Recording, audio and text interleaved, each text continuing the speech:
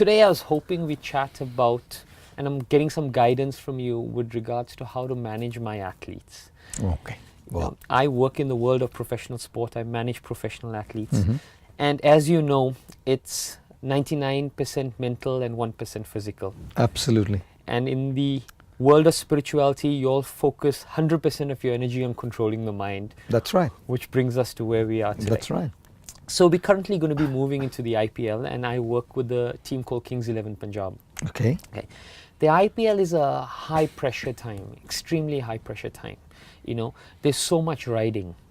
And there's nothing worse than a distracted mind during a high pressure time. Right. A distracted mind can be in the past, can be in the future, can be in successful or negative events. Correct. But to really unlock one's true potential, we need to be in the now. Yep.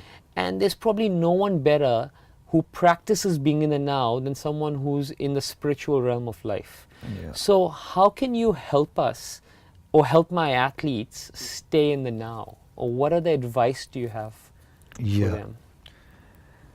I think when we talk about being in the present, we don't have to start getting into the present when the pressure is high.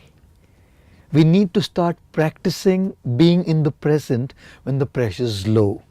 There's a very nice quote that I read once in one of the barracks of the Indian Army, which said, when you sweat a lot in times of peace, you bleed less in times of war. Right. IPL, for instance, cricket. Yes. Now when the match is on, the world tournament's on, the competition stops, you're right there under the spot, which means the pressure is high and you need to be focused, you need to be present. You can only do it effectively when you learn to be present in the smaller things of life. I often tell people that when we talk about being present, one thing that we should start practicing is start being physically present. Like I give the example, I have a glass of juice here, you know. When I'm sipping this mango juice, why do I need to watch television? Why do I have to keep checking messages on my phone? What I'm doing by looking at the television and by looking at the phone is being distracted from drinking the juice. So if I'm drinking the juice, let me just drink the juice. What's happening is I'm being present, physically present. Now it's not so much about just drinking the juice, but about cultivating the attitude behind drinking the juice, of being present in what I'm doing. I also tell people, beyond being physically present, we need to also be emotionally present. Very often you see people today are talking to each other, chatting with each other, they're looking around here and there, they're scrolling on their phones, they're looking at their messages, they're sending WhatsApp messages. What they're doing is they're completely getting distracted and not learning to live in the now. Being emotionally present means when I'm talking to you, for instance, I am with you. I'm not looking at this plant behind me. I'm not looking at the camera here. I'm not looking at the cup of juice. I'm looking at you.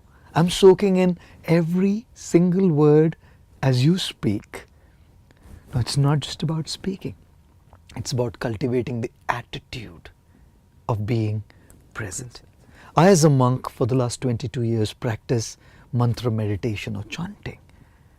And it's about tuning into the sound of this mantra. If I have to reap the most spiritual merit out of my practicing of this mantra meditation, I have to be present and tuned into the vibration of the sound. Now, the minimum I could do is not get distracted externally. I'll probably close my eyes. But there's internal distractions. Like you said rightly, the past, the future, so many thoughts just being scattered all over the place. Which is why I feel the mind is like a pendulum. The pendulum comes to its mean from the extremities by itself. Yes. But the mind does not come from the extremities of past and the future by itself. We have to bring it there. And then I also talk about being professionally present, which is where the IPL context comes in.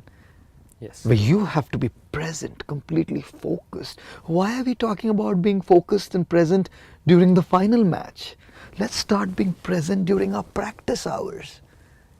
Which is why These little things, these small things in our life, day-to-day life, actually train us to develop the attitude of being present. And attitude does not discriminate between a cup of juice, a person whom I'm talking to, a cricket bat when I'm playing a match, or my chanting beads when I'm practicing mantra meditation. Yes. Attitude is attitude. If I cultivate the attitude of being present in the small things, it percolates into every area of life, and then it can also be possibly brought in the larger things of life when the pressure is high.